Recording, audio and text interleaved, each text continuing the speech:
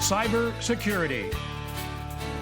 Welcome one and all, and more people going online, of course, using free Wi-Fi. Cyber crime is on the rise as a result of that, and according to FBI's Internet Crime Complaint Center, over 260,000 consumer complaints in 2013 that amounted to a total loss of over $780 million, and that's just what was reported.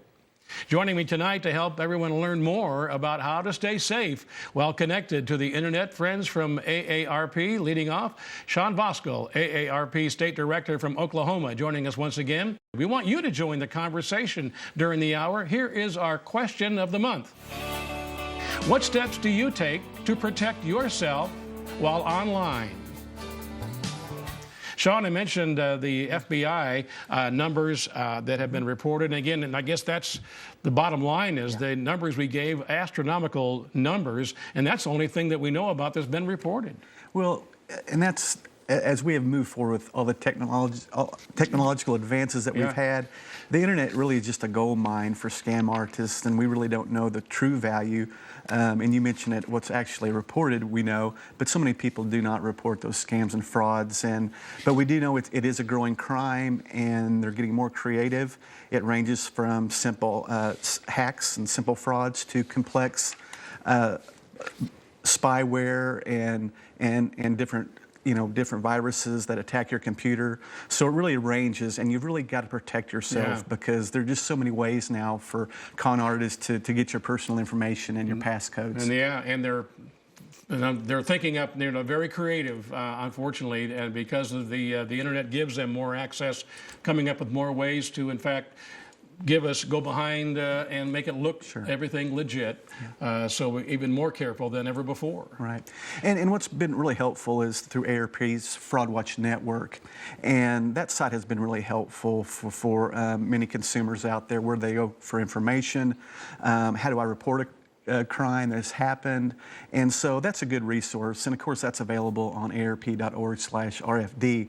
But what's also important, the Fraud Watch Network surveyed online computer users, and it really illustrates how little people know about online crime and scams that we call cyber crimes. So we want to test your knowledge, Mark, to kind of see. Yeah, I mean, you said you were going to give me a quiz, guinea pig, and I must tell viewers I haven't looked at these questions, just a couple of them, just to give us an example of what you did with members on the Fraud Watch Network. And I think this will reveal how little we do know. So the first question is, and I think we'll have it up on the screen. So what percentage of people don't use a passcode for their smartphone or a thumbprint if you have that feature to unlock the phone? Is it A, 10%, B, 26%, or C, 35%? Well, pick one. I mean, I would just guess that there's probably a lot of people, AARP members that don't. So I'm going to say 35% that don't use a passcode. Well, the answer is B, 26%. Okay. So, that's so important that you have a passcode, but it's also equally important to change that passcode every 3 months at least to keep a new passcode so once someone gets it, and don't, again, that passcode, change it and be really smart on how you create your passcodes. Let's take a look at the second quiz question, Mark. All right, second question here. Which of the following activities is safe to do over a public Wi-Fi network? A, check the weather. B, bank online. C, buy things. So thinking about public Wi-Fi networks. I know in preparing for the show that we're going to talk about this during the hour. I'm going to say you can check the weather if you're on a public Wi-Fi network. And all those folks in rural America know that checking the weather is very important, and you're right. So check the weather. So again, using a public Wi-Fi network, we're going to talk about it more tonight.